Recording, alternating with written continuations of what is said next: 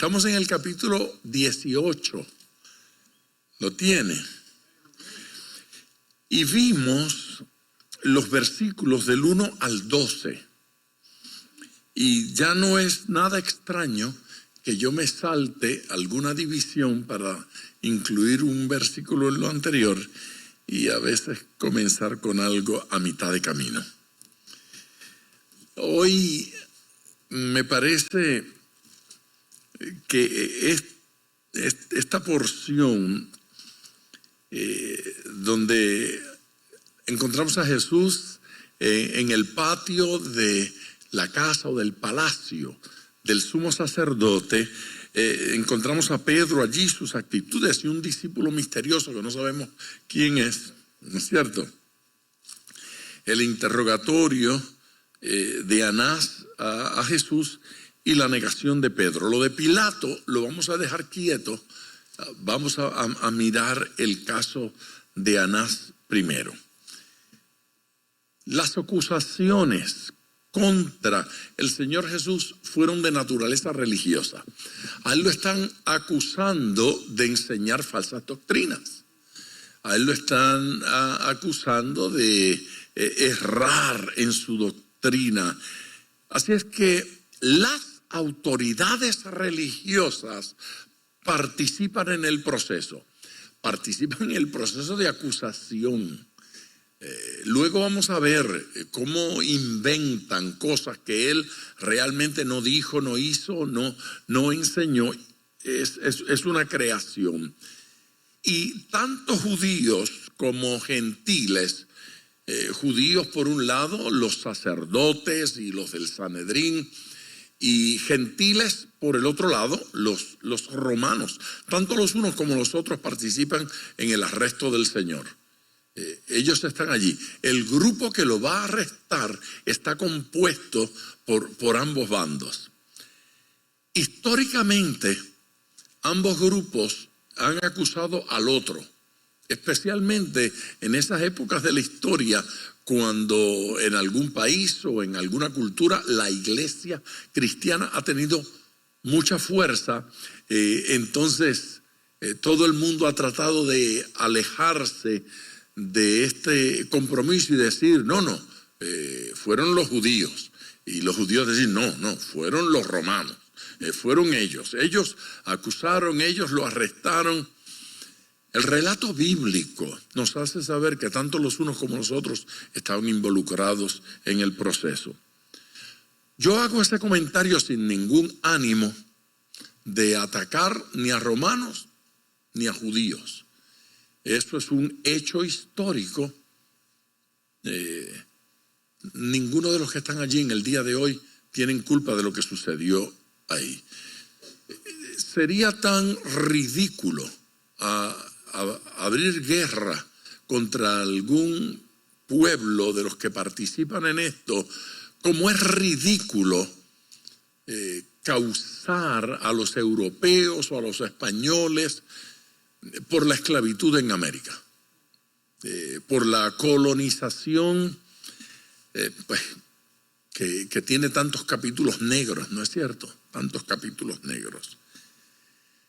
Me parece poco inteligente vivir una amargura hoy por algo que sucedió hace 2000 años o en el caso de la conquista hace 500. Me parece absolutamente ridículo. Lo que no me parece ridículo es analizar la historia, ver los errores que se cometieron, las locuras y las maldades, para decir, nunca caigamos en eso. Nunca caigamos en una cosa de esa naturaleza. Mirar el genocidio nazi es saludable si nos ayuda a alejarnos de eso. Si lo único que provoca, lo único que sacamos de allí es odiar a un grupo, a una raza, a los arios o al mismo Hitler, pues me parece que estamos sacando lo menos importante y que nos está aprovechando muy poco, muy poco. Estos pasajes no son para atacar a ninguna persona, es para que conozcamos la verdad. ¿Estamos bien? Así que vamos al versículo número 13. Estamos en el capítulo 18 y dice: y le llevaron primeramente a Anás, porque era suegro de Caifás, que era sumo sacerdote aquel año. El único de los evangelistas que menciona esta escena ante Anás es Juan. Los otros tres evangelistas no lo mencionan. Los otros tres van directo al caso de Caifás, al caso de Pilato. Pero este detalle de Anás no es contemplado. ¿Por qué razón ocurre esto? Bueno, hace creo que 3 semanas hicimos un ejercicio de mirar en la Biblia del Pescador, en la edición Liderazgo, la introducción al libro, y nos dimos cuenta que para entonces ya Pedro había muerto. Entonces los implicados en este asunto ya no corrían peligro. Hay una situación en la casa de Anás que da al traste con ese comentario que yo acabo de hacer. Y es el hecho de que uno de los que acusa es un pariente de Malco. Malco, no Marcos, el evangelista, sino Malco, uno de los que estaban arrestando al Señor Jesús. Un pariente de él parece identificar a Pedro como uno de los que andaba con Jesús. Y allí se complica el ambiente y la atmósfera. ¿Por qué Juan puede aludir a esas cosas, a diferencia de los otros evangelistas? Dejemos eso que yo acabo de decir a un lado y déjeme aludir a otra cosa que me parece que es una poderosa razón. Y es esta. Los 3 evangelios, los que llamamos sinópticos, ya estaban escritos. Juan los había leído. Era de suponer que Juan los tuvo en sus manos. Él vio cómo estaban construidos. Son sinópticos porque son resumen de partes de la historia. Ninguno de los evangelios pretenden ser la biografía autorizada de Jesucristo. La historia en detalles de todo lo que sucedió. De hecho, Juan nos va a decir pronto, yo les escribí esto porque yo creo que si escribiésemos todo lo que Jesús hizo, no cabrían los libros en el mundo. Eso se considera una exageración. Pues yo no estoy seguro que del todo sea una exageración, porque la realidad es que uno puede estar hablando del Señor sin límites. Sin límites. Se puede escribir y escribir y escribir y escribir acerca de él. Si cabe en el mundo o no, yo no sé. Pero sé que se puede escribir mucho más que simplemente un evangelio. Los evangelios sinópticos son eso, sinopsis de escenas que se juntaron, y usted los puede colocar en paralelos con algunas diferencias, pero más o menos puede casar un capítulo con el otro y decir, así corre esto. No sucede así en el caso de Juan. El evangelio de Juan no es sinóptico, se dice que es espiritual, y me parece que de alguna manera Juan mira los 3 evangelios y dice, y no dijeron esto, y no mencionaron esto, y no mencionaron aquello. Entonces yo espero que esto no sea como una falta de respeto, él decide parchar los huecos, llenar los huequitos. Estas cositas hay que mencionarlas. Así que con el evangelio de Juan, de alguna manera podríamos rellenar los huecos que quedan en los otros tres. Eso es posible porque él tiene una ventaja. Estoy escribiendo después que leí. ¿Sí? Ya vi lo que faltó. Vamos a escribir algo más. Un comentarista, y yo estoy aquí juntando tal vez a más de un comentarista, dicen esto que voy a leerles acerca de Anás y Caifás, suegro. Anás era el suegro. Entendamos este detalle.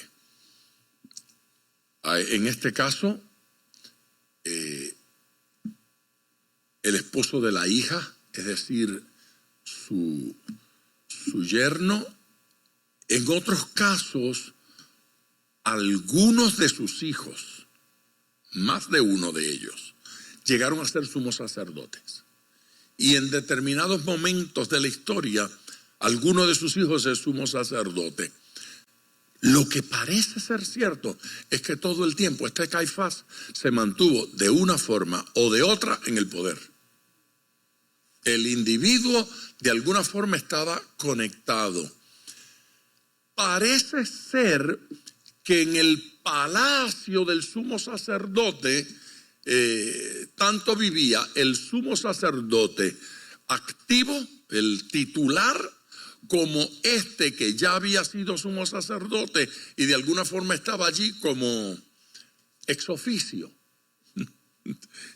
De alguna forma, yo no sé si para tapar huecos, pero en control. El hombre en control. Y en algún momento, él era el poder detrás del trono. De hecho, parece ser quien fraguó la cosa contra Jesús. Porque observe usted que Judas no lleva a Jesús arrestado a donde Caifás, lo lleva a donde Anás. ¿Por qué? Usted regularmente lo va a llevar al juez que acusó, pero él no, él lo lleva donde Anás. Así es que déjenme leerles esto. Anás había sido nombrado sumo sacerdote por el procurador Quirino el año 6 de nuestra era. Si eso es así y es así, él era sumo sacerdote antes de Jesús, durante Jesús y después de Jesús. Él era desde el año 6. Jesús debe haber nacido en el año 4, porque hay un error en ese asunto de la fecha.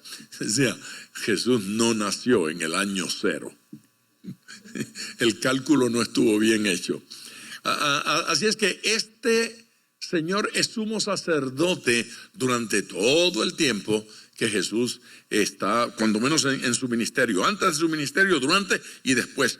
Y había ocupado el cargo hasta el año 15 o 16. Después de un breve intervalo, un hijo de Anás ostentó el cargo hasta que desde el año 18 al 36 fue Caifás. Antes y después del ministerio de Jesús. Este era obviamente yerno de Anás, ya les dije. ¿Quién ejerció el sumo sacerdocio? Después de él, otros 4 hijos. Esto se quedó en familia. Y un nieto de Anás llegó a ser sumo sacerdote también.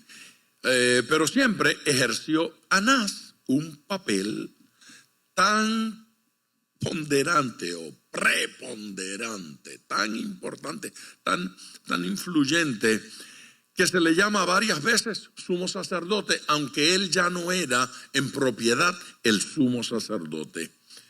Junto con su yerno Caifás, como sumo sacerdote, se mencionaba a él como sumo sacerdote en más de una ocasión en las Escrituras. Eso lo podemos ver en otro momento.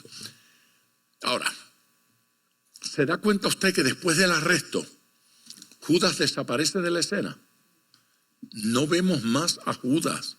Es importante notar eso, porque nosotros vamos a ver nuevamente a Judas en escena cuando le llega, muy tardío, el remordimiento. La Biblia lo llama remordimiento, no lo llama arrepentimiento. Cuando ocurre arrepentimiento, usted sabe que hizo mal, usted sabe que pecó y usted va delante de Dios a pedir perdón porque está arrepentido. El remordimiento no siempre produce genuino arrepentimiento. A menudo el remordimiento ocurre porque las cosas no salieron bien, porque esto salió peor que lo que yo esperaba, hice más daño. Ve, si a Jesús solo lo hubiesen arrestado, le hubiesen dado una paliza, yo no estaría arrepentido. Pero lo van a crucificar, lo matan. Este señor tiene remordimiento porque sabe que es culpable de una cosa espantosa. Pero la Biblia no dice que si él hubiese vuelto a la misma escena, hubiese actuado de forma diferente. Es remordimiento, todo le salió mal, ¿sí? Y entonces estamos en nuestro pasaje. Y le llevaron primeramente a Anás. La frase, la expresión, y le llevaron, tiene un matiz de trofeo, tiene un matiz de logro. No es que le llevaron al juez, no es que lo presentan delante del juez, sino la frase dice como que Anás lo está esperando. Y lo llevan allá, lo logramos, lo tenemos, Anás, vamos a festejar. Aquí hay una fiesta tremenda porque este gran criminal, es decir, capturaron a Osama Bin Laden. Ese es el ambiente. El ambiente no es de alguien a quien arrestan y lo llevan. De hecho, a cualquier persona que hubiesen arrestado ese día, lo hubiesen encarcelado y al otro día lo hubiesen llevado ante el sumo sacerdote o lo hubiesen llevado ante las autoridades. No, es pasada la medianoche y llegan a donde Anás porque él los había enviado y él está esperando el informe. Así es que llegan contentos porque finalmente hemos resuelto el caso. Celebrando triunfo, lo hemos logrado. ¿No le produce a usted algo en el corazón pensar que a Jesús lo llevan ante Anás como un criminal cuando el criminal es usted? Cuando el criminal soy yo. El que cometió el pecado, el del delito soy yo, y Jesús permite que lo arresten. Otro detalle, antes de soltar ese versículo, es que dice que era sumo sacerdote aquel año. Eso no significa que ese era el año que le tocaba. Ese no era el sumo sacerdote de ese turno, de ese año. No, es que yo estoy aclarando esto porque yo ya escuché a alguna persona decir que el sumo sacerdote se elegía anualmente. Eso no es verdad.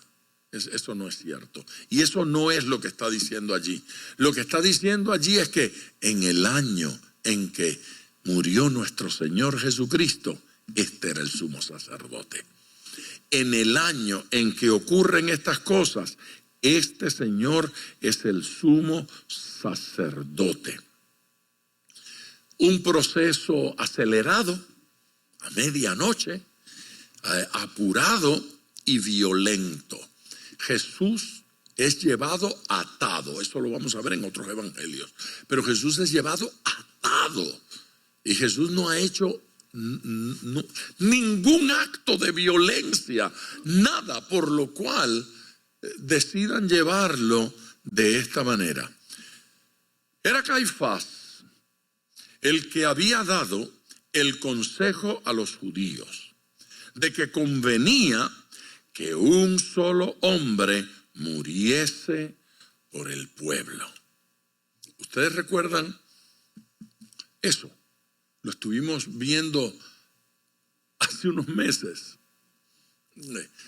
Caifás fue el que dijo: es preferible que uno muera por todo, por el pueblo, y no el pueblo por uno. Así es que menos sangre se derrama. Capítulo 11 de ese evangelio de Juan. Y allí dice, insinúa con bastante claridad que Caifás ni siquiera captó lo que estaba diciendo, pero que de alguna manera, por ser sumo sacerdote, habló sin saberlo, declarando esta verdad espiritual: uno habría de morir por todos. Pero él lo dijo y no lo entendió. Lo que él realmente estaba diciendo es: mire, hay una buena razón para que este muera. Mejor que se muera uno y no que se mueran muchos. Él no sabía lo que estaba diciendo, pero él estaba haciendo una declaración espiritual de un calibre enorme. Jesucristo está entregando su vida para salvar la nuestra. Nosotros merecemos el castigo, Jesucristo decidió llevarlo él. Amén. Totalmente.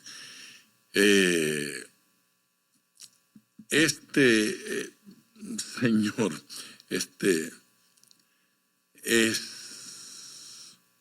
yo ni sé cómo decirlo, pero lo voy a decir como lo pienso.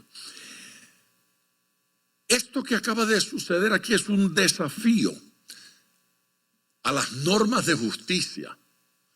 Es un desafío al protocolo que se debía seguir para realizar un arresto como este, una acusación como esta. Esa conducta es inmoral. Es evidente que hay un acuerdo entre los que arrestan, los acusadores, que no aparecen por ningún lugar, aquí no están los que acusan,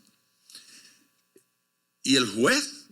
El juez es quien mandó a arrestar a quien a él le daba la gana de declarar culpable. Esto es inmoral.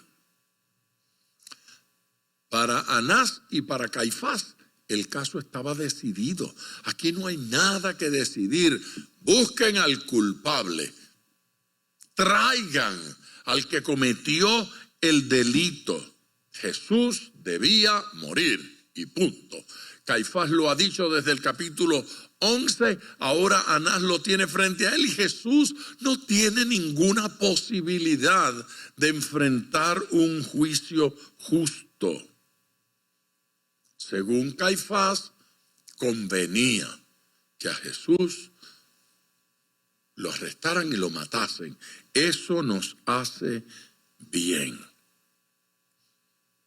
Aparentemente, y aquí hay una pelea extraordinaria entre los teólogos, tratando de brincar en cada uno de estos versos de la casa de Caifás a la casa de Anás. Pero mire el versículo 24. Primero déjenme ver si es el 24. Sí, el 24 es el 24, en efecto.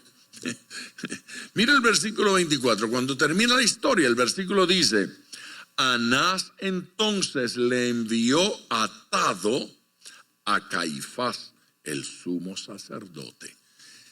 Yo no puedo pelear con ese versículo. No puedo pelear. Si algunos quieren ver que va y viene, yo no lo veo. yo no lo veo. Tampoco me opongo al asunto. Pero el versículo 24 me dice a mí que cuando todo este proceso termina, lo envían a casa de Caifás. Es muy posible que en el mismo palacio del sumo sacerdote, ya yo dije eso, lo repito, porque ahora tiene más sentido decirlo, estuviera la casa de Caifás y la casa de Anás.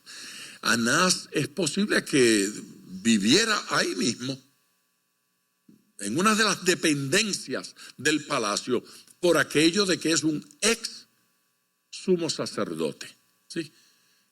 Eso suele suceder en muchas otras cosas, pero este era un ex sumo sacerdote activo. De modo que cuando es enviado, es posible que lo único que hayan hecho sea darle la vuelta a la cuadra. Y allí estaban, al ladito, en casa de Caifás, en casa del sumo sacerdote. Versículo 15. Y seguían a Jesús Simón Pedro y otro discípulo. Aquí tengo que hacer el alto otra vez. La forma económica de resolver este problema. ¿Quién es el otro discípulo? ¿Quién es? La forma fácil de resolverlo. La mayoría de la gente lo ha resuelto así. Era Juan. ¿Sí? Y todo el mundo hace. Sí. ¿Por qué? Porque Juan ha estado diciendo en más de una ocasión algo que él hizo y no dice que él era ese discípulo, pero cada vez que hace eso, añade la coletilla de que fue el discípulo a quien amaba el Señor. Él aclara que fue el discípulo amado, aquel a quien amaba al Señor. No lo hace aquí. No lo hace aquí. 2. Ya pronto nos van a decir que este discípulo tenía una relación cercana con el sumo sacerdote. Juan tenía una relación cercana con el sumo sacerdote. 1, que era un muchacho. 2, que era un pescador. 3, que era un muerto de hambre. O sea, no tenía plata. ¿Cómo tiene tal influencia con el sumo sacerdote? Este discípulo es el que va a ayudar a Pedro a entrar, porque tiene contactos allá adentro. Juan tenía contactos que Pedro no tenía. Me van a perdonar si no les creo la declaración. Yo creo que era otro discípulo. Y no creo que era uno de los 12. Y no creo que era uno de los 12 porque sería muy difícil que no lo mencione, porque sería muy difícil que tuviera esa relación y sería muy difícil que tuviese influencia que Pedro no tenía, que era el líder, que no tuviera. Además de eso, porque a Jesús lo están buscando y a los discípulos también. Así es que ese individuo no iba a tener muchas posibilidades si era de los 12. Yo creo que era uno de los seguidores del Señor y estoy bajo la impresión, y Hendricks y algunos otros mencionan esto, que de haber sido otro, seguramente era una persona o adinerada o con una posición política de mucha influencia, tenía buenos contactos allá adentro para hablar y dejarse sentir. Eso no es extraño. Ese no es el caso de otros, ese no es el caso de aquel que baja a Jesús de la cruz, el que le consigue la tumba. Ese caso de personas adineradas o con influencia, pero que sus corazones estaban entregados en amor al Señor y que le servían al Señor de alguna manera. Este tipo de figuras sigue apareciendo. Yo creo que de eso es de lo que trata este versículo. Y seguían a Jesús, Simón Pedro y otro discípulo. Y este discípulo era conocido del sumo sacerdote. Y entró con Jesús al patio del sumo sacerdote. Él entró con Jesús. ¿Vamos bien? Pedro huyó de la escena cuando a Jesús lo arrestaron. Todos huyeron. No quedó ningún discípulo. Pedro huyó. Ahora aquí es el único que vuelve a aparecer en escena. Y este otro, de quien no sabemos el nombre. Pedro reaparece. Pero reaparece cargado de temores. Reaparece a medio compromiso. Y va a cosechar en estos próximos versículos consecuencias de sus imprudencias. Anótenlo allí. Consecuencias de sus imprudencias. No hay imprudencia que cometamos que no tenga consecuencias. Siempre tienen consecuencias, aunque usted sea apóstol. Aunque usted sea el gran discípulo, el escogido, el ungido, el de la fe enorme, nuestras imprudencias tienen consecuencias. Pedro estaba siguiendo al Señor a cierta distancia. Y cuando usted se mantiene a cierta distancia, la distancia no ayuda. Estar distanciado del Señor no nos ayuda. ¿Y qué es eso de estar distanciados del Señor? Usted ha visto cuando a alguien que trabaja ahí en esa empresa, en esas oficinas, y no le dice a nadie que es cristiano, a nadie, que nadie, ¿sabe?, se entere. Yo soy cristiano, pero es un asunto mío con Dios. Eso es como que no se sepa. Por nada del mundo se va a poner un t-shirt que diga que Jesucristo no sé qué. Nada de eso, ¿sí? Y no se mete en esas conversaciones delicadas. Pero de repente aparece otro imprudente y dice: adiós, hermano Carmelo, ¿cómo está? No le vi el domingo en el culto. Y entonces él aclara, porque él sigue a Jesús, pero a la distancia. Entonces aclara: yo voy a la iglesia y eso, si es puertorriqueño dice y eso, que yo no sé qué significa, pero significa voy y alguna otra cosita, pero sí, con timidez. No dice mi iglesia, sino que dice: sí, yo visito la iglesia de él. Eso significa lo sigo, pero a cierta distancia. Yo soy cristiano, pero no fanático. ¿Han oído esa? Sí. Si usted no es fan de Cristo, ¿de quién es fan? ¿Sí? ¿Cuántos son fan de Jesús? Sí, hay que ser fan de Jesús. Mire, la conducta de Pedro aquí evidencia cobardía en su compromiso. Es un compromiso cobarde. Y esos son síntomas. ¿Sí? Grábeselo. Síntomas. Son síntomas. Esta distancia, esta falta de compromiso, esta falta de agresividad es sintomático. Sintomático de algo que todavía no hemos dicho. ¿Qué cosa es ese algo? Pero vamos al versículo 16, que vamos a mirar allí algunas de las cosas. Mas Pedro estaba fuera.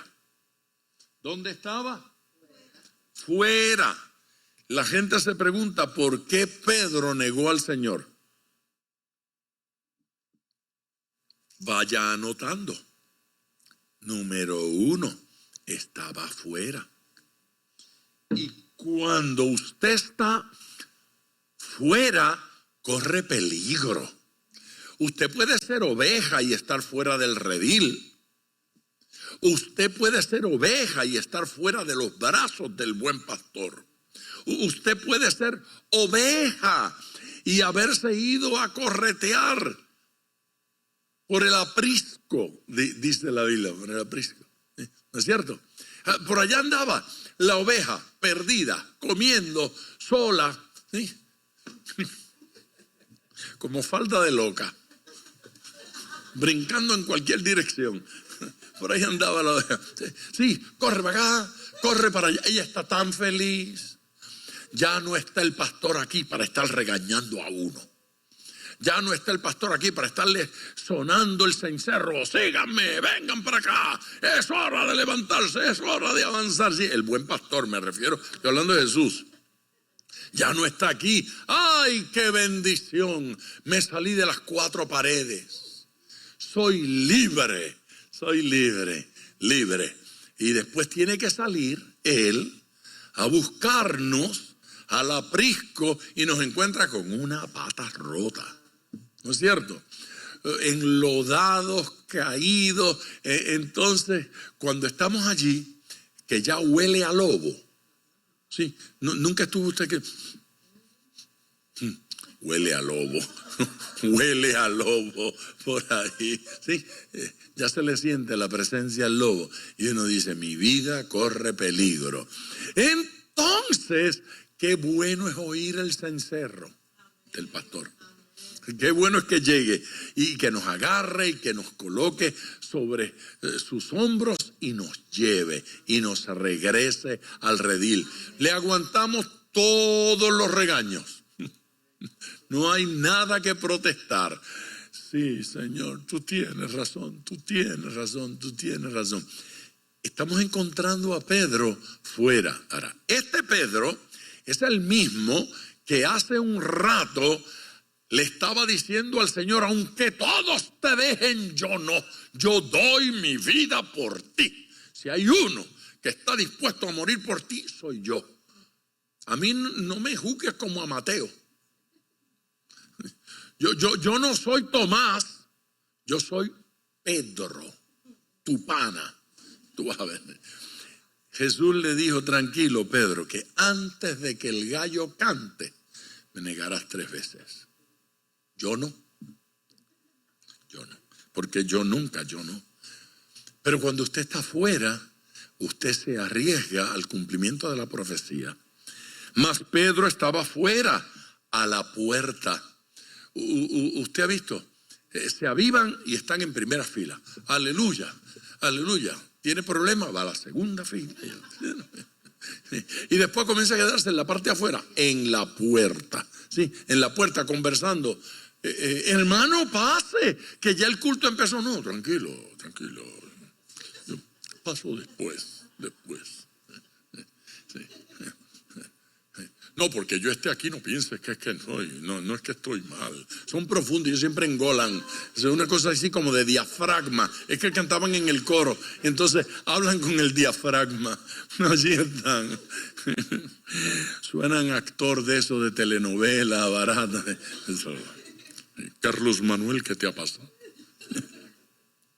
Pedro estaba afuera, a la puerta. Salió pues el discípulo que era conocido del sumo sacerdote y habló a la portera. Dios siempre tiene un contacto. E hizo entrar a Pedro.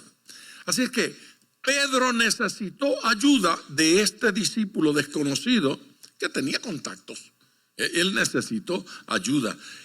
No sabemos quién era. Seguramente un adinerado. Seguramente pues alguien con ese tipo de influencia, y gloria a Dios por ese tipo de gente, que Dios los tiene ahí en los distintos lugares y uno llega y por ahí está. Me acuerdo de muchas cosas que pudiese contarles, pero no tenemos el tiempo. Entonces la criada portera dijo a Pedro, ¿no eres tú también de los discípulos de este hombre? La criada portera, esta, la que abrió la puerta, lo vio de cerca, ahora que venía entrando. ¿No eres tu discípulo? Sí, de los que andaban con el que arrestaron. Yo como que te vi en el grupito. Ustedes una vez estaban predicando frente a casa. Tú no estabas ahí en el grupito. Ni titubeó. Yo no. Yo no lo soy. Yo no soy. Tú hablas. Estás loca. Nunca. Yo ni lo conozco. Yo vine aquí a gozarme de la cosa esta. A ver si lo suenan como él se merece. Negó. Mire, no busque forma de justificar esto. No busque forma de justificarlo. No diga es que era peligro. No diga se entienden las circunstancias. El Señor Jesús no lo justificó. No lo condenó, no lo maldijo, no lo destruyó, pero no lo justificó. Por mucho que uno quiera aceptar a Pedro o aceptarse a uno mismo cuando lo hace, no está bien que neguemos al Señor. Amén. A ver, lo que está sucediendo aquí es que se pone de manifiesto que Jesús conocía a Pedro mejor que él mismo se conocía. O sea, Jesús conocía mejor a Pedro que lo que Pedro se conocía. Y Jesús sabía lo que iba a hacer Pedro y cuánto daban su valor, el gran valiente, cuánto le duraría su valor. Jesús lo sabía. Y uno puede morir negando, no bajo ninguna circunstancia. Pero el Señor le dijo, antes de que el gallo cante, me negarás 3 veces. Tú me vas a negar. Yo no te voy a negar, ok. Hablamos mañana.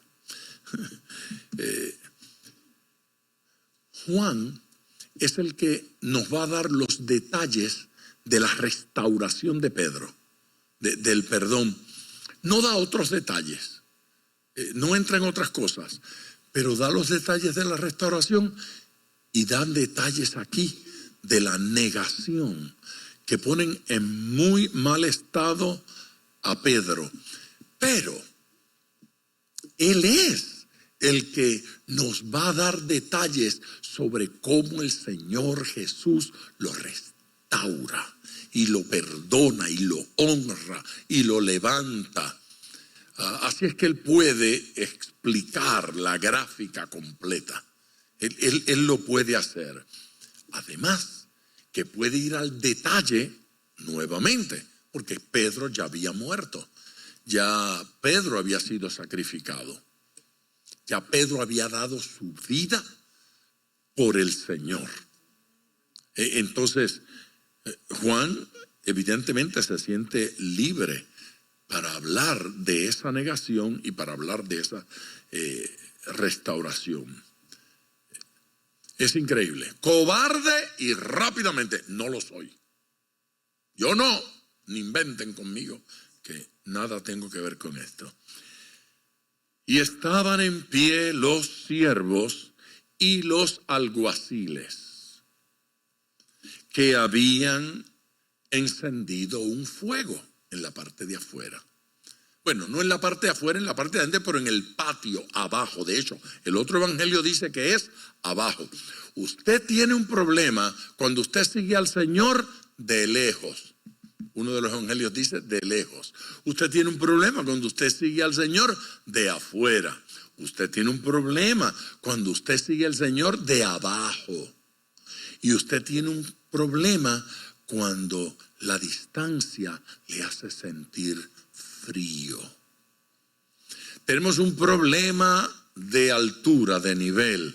Tenemos un problema de distancia. Tenemos un problema de ambiente. Y ahora tenemos un problema de temperatura. Cada vez que usted encuentra un hermano afuera, distante, abajo y frío, apúntelo. En cualquier momento dice, yo no.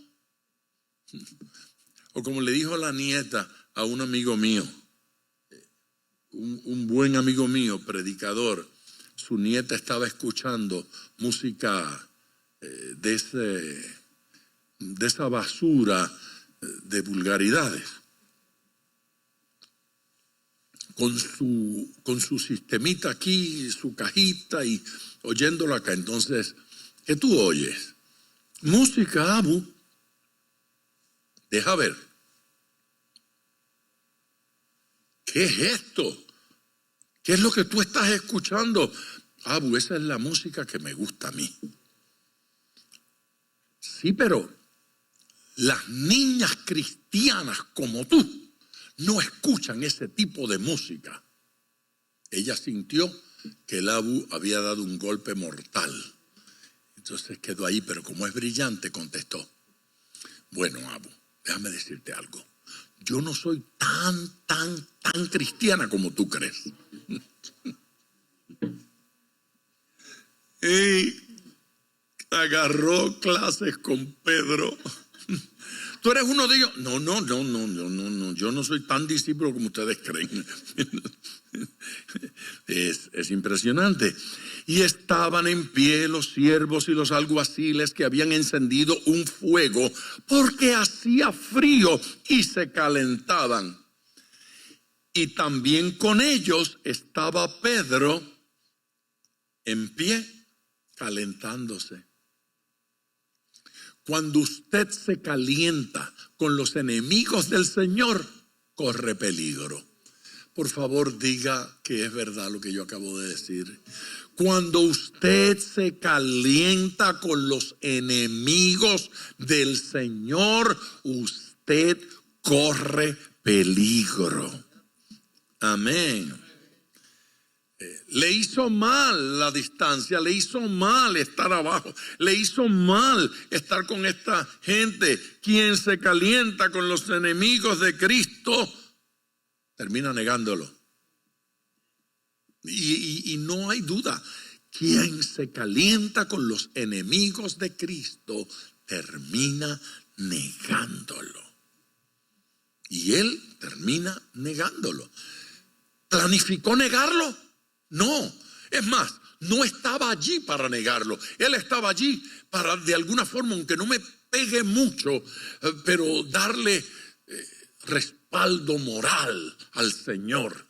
Que sepa que Él no está solo, que yo estoy aquí, aunque sea a media distancia. Oiga, deje el chiste. Quien se calienta con los enemigos de Cristo termina negándolo. Y el sumo sacerdote preguntó a Jesús acerca de sus discípulos y de su doctrina. ¿Y sabe lo que Jesús dijo acerca de sus discípulos? Nada.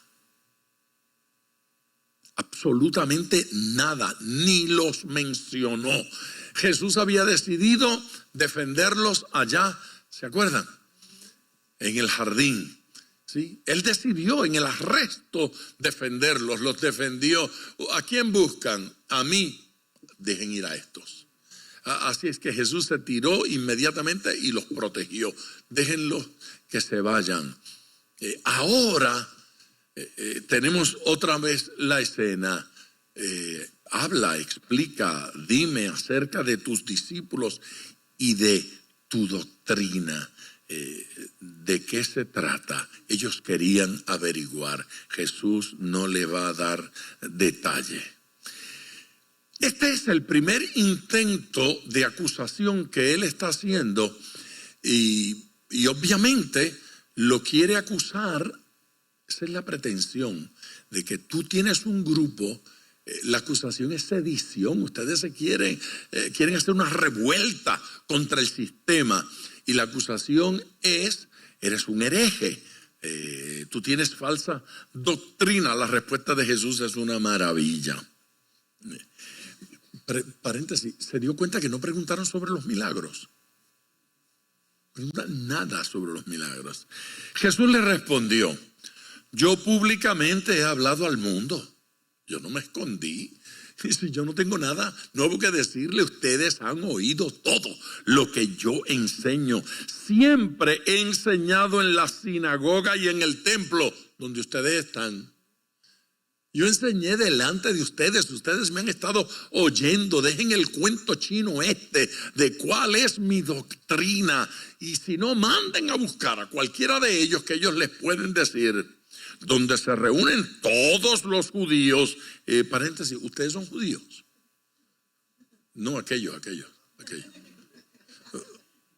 Ustedes son judíos porque donde se reúnen todos los judíos, allí es donde yo enseño. ¿Han estado allí mientras yo enseñaba? La respuesta es sí, pero no lo pueden decir, ¿sí? Y nada he hablado en oculto. ¿Se dieron cuenta de la explicación que da de los discípulos? Ninguna, porque los está protegiendo. Siempre nos protege, siempre nos cuida. Así es que habían huido, ahora le está negando y Jesús los está protegiendo. Es que Él no se niega, Él nunca nos falla. Amén. ¿Por qué me preguntas a mí? Pregunta a los que han oído, ¿sí? A los que han estado escuchando, como ustedes mismos, como ustedes. Pregunten a los que han oído qué les haya yo hablado. He aquí, ellos saben lo que yo he dicho, no es un secreto. Jesús le está haciendo pedazos la acusación, la razón para el arresto, y ellos saben que Él se los está haciendo pedazos. Porque pregunta, ese procedimiento es ilegal, lo que ustedes están haciendo no tiene sentido. Interróguense ustedes mismos e interroguen a su gente, que ellos saben lo que yo he enseñado. ¿Se da cuenta usted que aún hoy los enemigos de Cristo tienen un problema al responder a la doctrina de Cristo? Observe los ateos y los que hablan mal de Jesús. La mayoría de los ateos, la mayoría reconocen que las enseñanzas de Jesús son intachables. Intachables. Es decir, Jesús no servía, pero lo que decía era una maravilla. ¿Sí? La corte no quiere a Dios, pero quieren los 10 mandamientos. ¿Sí?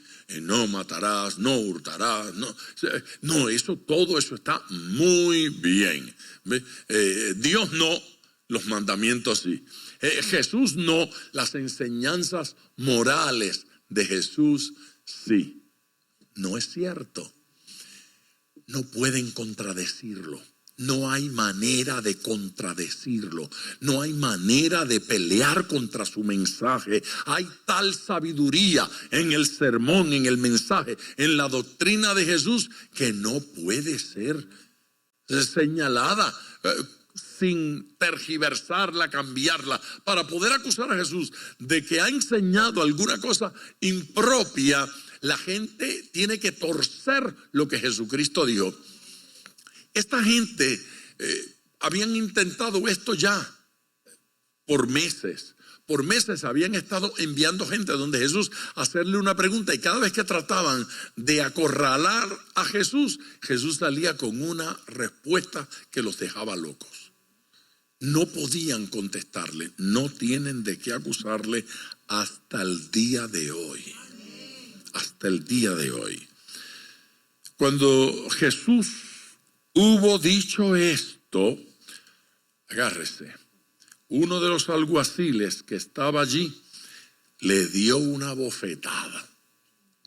No lo puedo leer sin que se me incomode el alma. Al santo, al puro.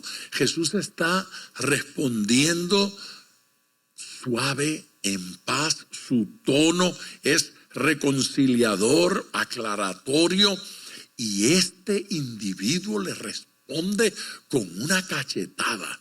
Yo no puedo entender cómo. Es que es peor que un latigazo.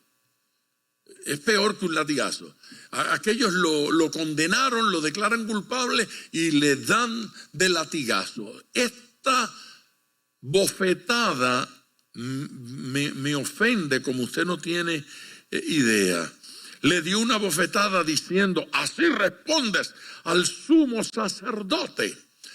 como diciendo, estás hablando con el grande, con el importante. Eso no les hace recordar la escena de Pablo.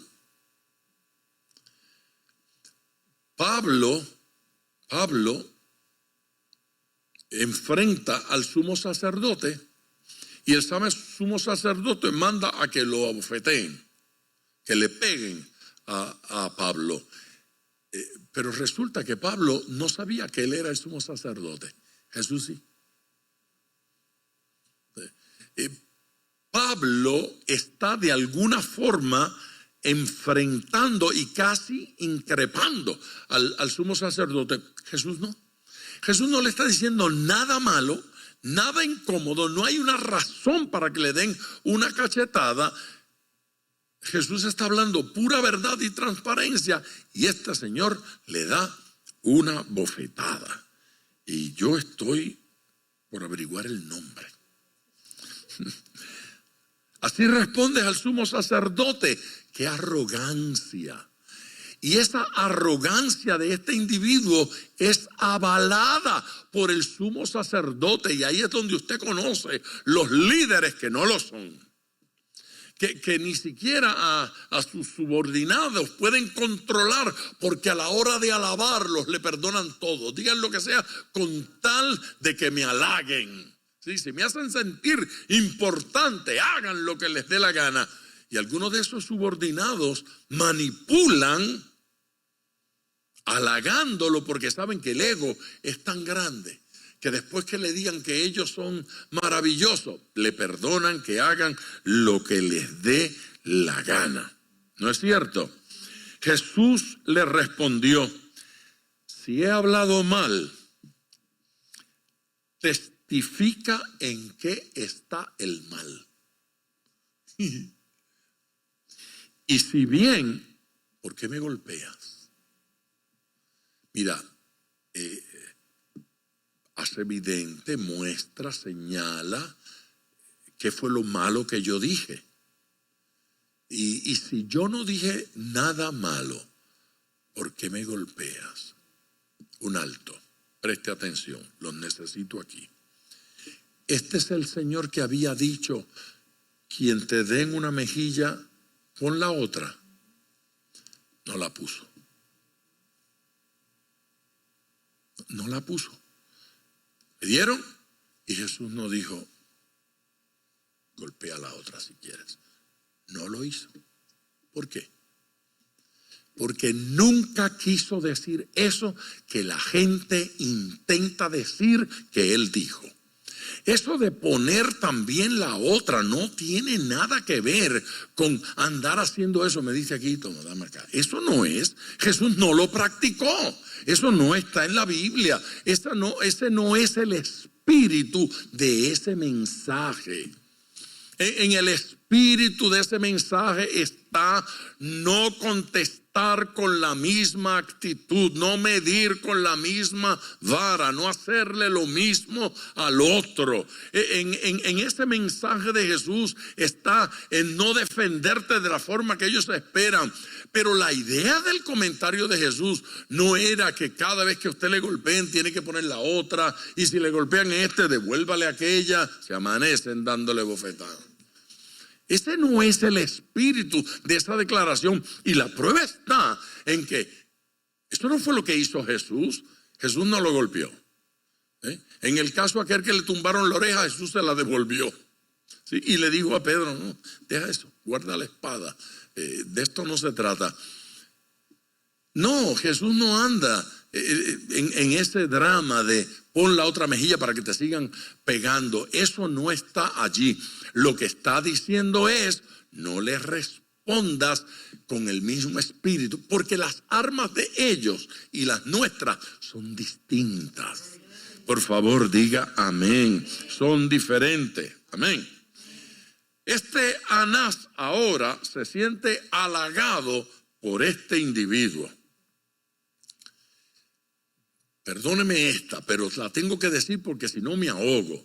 Mostrando su poca dignidad. Poca dignidad. Solo funcionarios impíos aceptan halagos impíos de impíos. Son funcionarios que no califican para ser funcionarios. Y entonces son manipulados por subordinados impíos que le hacen halagos impíos que solo un impío acepta. Porque una persona decente tiene que decirle, no lo golpees. ¿Por qué lo golpeas? Era el sumo sacerdote el que tenía que decir que era impropio lo que ese hombre estaba haciendo. Pero como es un impío, no espere santidad del impío.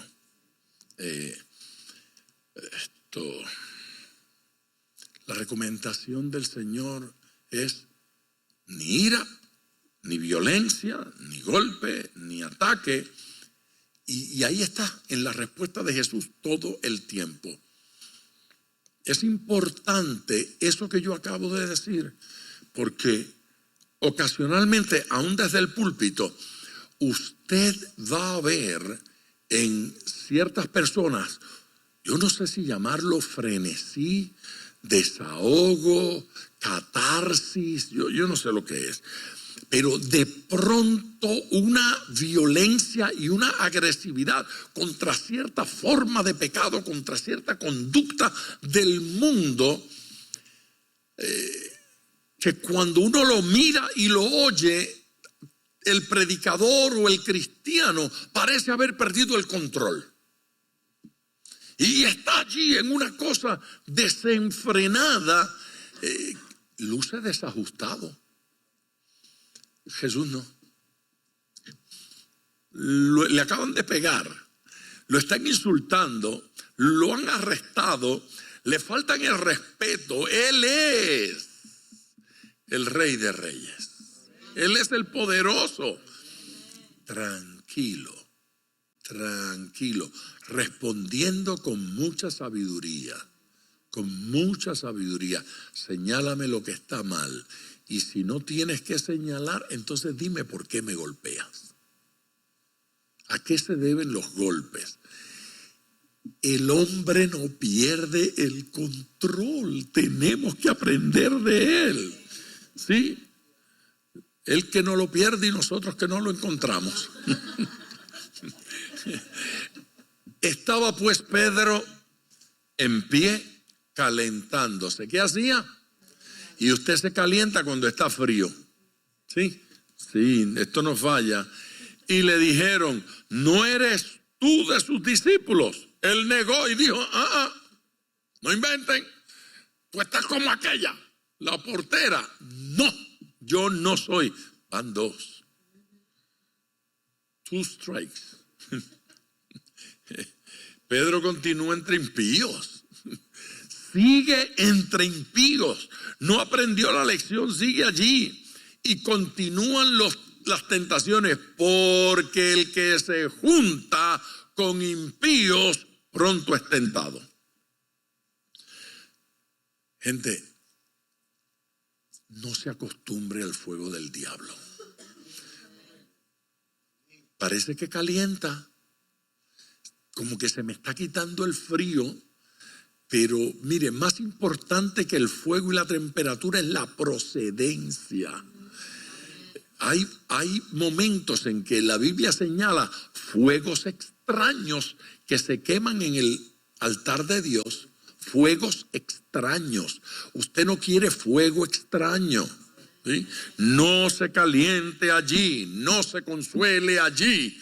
No se abrace allí, no se refugie allí, mueras en la intemperie, pero no entre a ese lugar.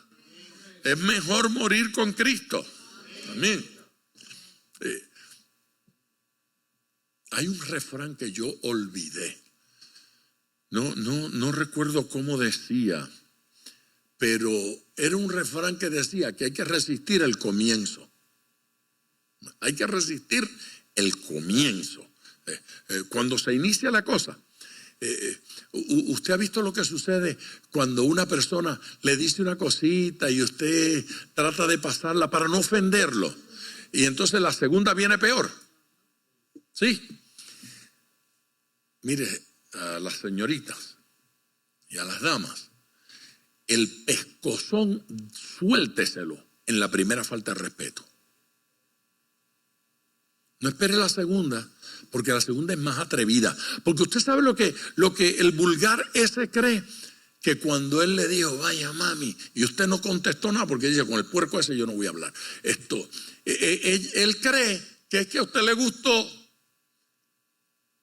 y el segundo comentario viene más cargado. Bueno, mire, con autorización pastoral, en el primer comentario, suénele un pescozón y me llama, que yo voy para allá. Con todos los diáconos y hasta con el pianista vamos para allá. ¿Sí? ¿Qué barbaridad es esa? Entonces, yo sé que esto está saliendo por internet y me van a quemar. Pero a usted, señorita, que está oyendo, suénele el pescozón también al vulgar. Compañeros de trabajo que vienen a poner las manos donde no tienen. Sacúdasela de encima. Y el pastor me dijo que le metiera. Dios mío, ¿por qué yo me meteré en estos líos?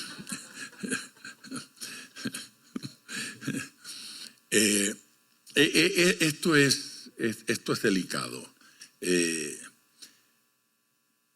Quien no resiste al comienzo, le viene el segundo. Le viene el segundo. Párelo.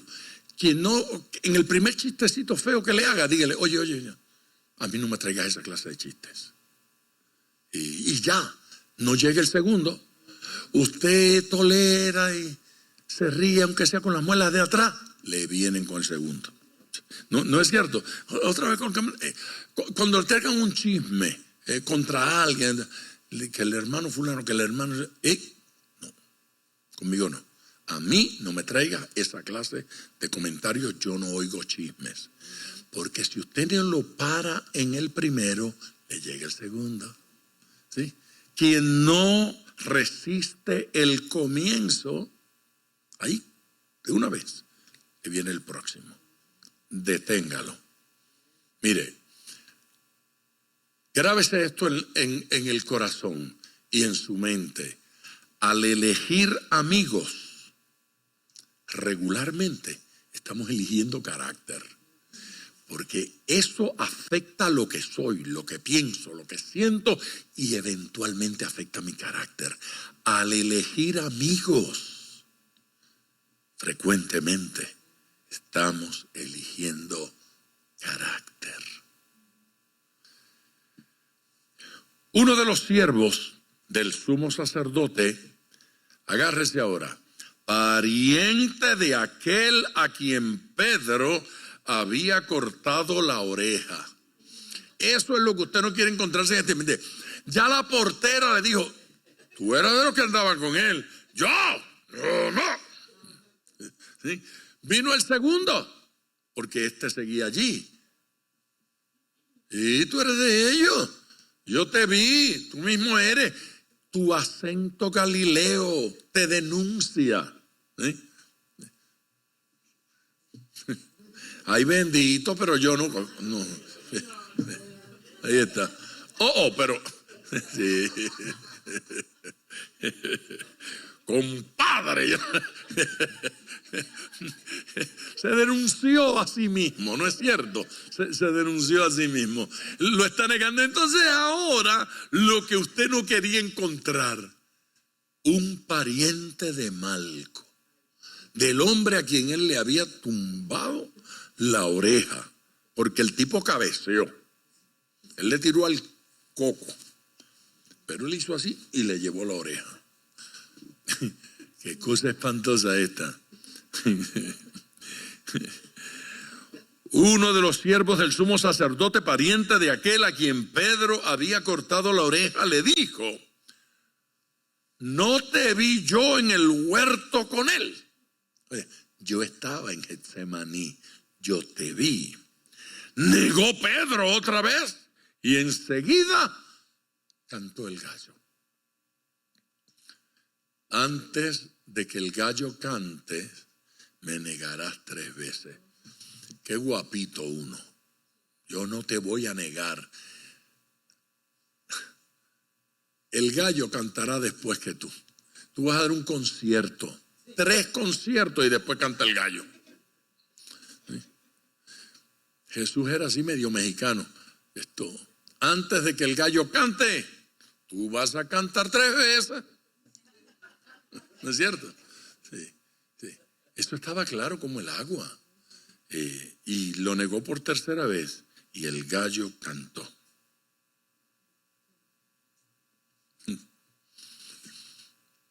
Es que algunos de los que se muestran orgullosos de ser llamados cristianos cuando todo está bien, cuando la religión está in, ¿sí? Cuando el cristianismo está de moda, ¿sí? Cuando la gente habla bonito de Jesús, yo soy cristiano. De los que más se enorgullecen en esos momentos, cuando Jesús andaba rodeado de multitudes, ahí andaba Pedro con el pecho inflado, ahora está arrestado, ¿no?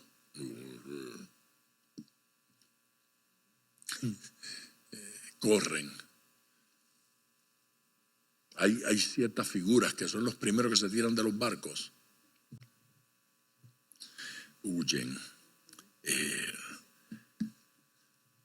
Ya Cristo no estaba de moda, ya Jesús no estaba siendo seguido por multitudes, ya no era así como que tan, no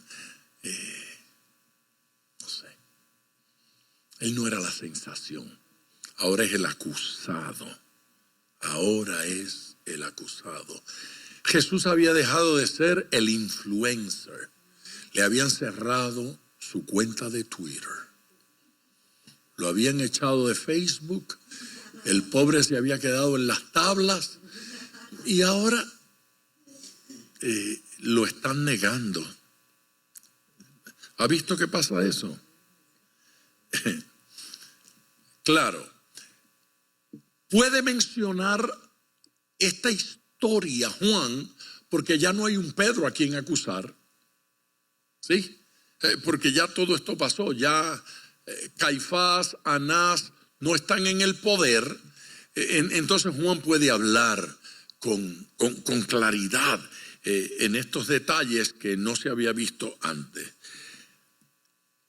Pero este es mi comentario. Las imprudencias de Pedro le persiguen. Le persiguen. Allá sacó la espada y fue. ¡Qué imprudente! Aquí tiene las consecuencias. Allá él se sintió valiente, ¿sí? Ninguno más sacó la espada, pero aquí estoy yo para que tú veas, Señor. No, si Jesús no le había dicho vamos a pelear, Jesús no le había dicho vamos a golpear a esta gente, Jesús no le dijo defiéndame, nada de eso. Él muy sobrado, por imprudente. Aquí está la imprudencia. Las consecuencias de nuestras imprudencias, allí están. Dígame si este capítulo nos retrata o no.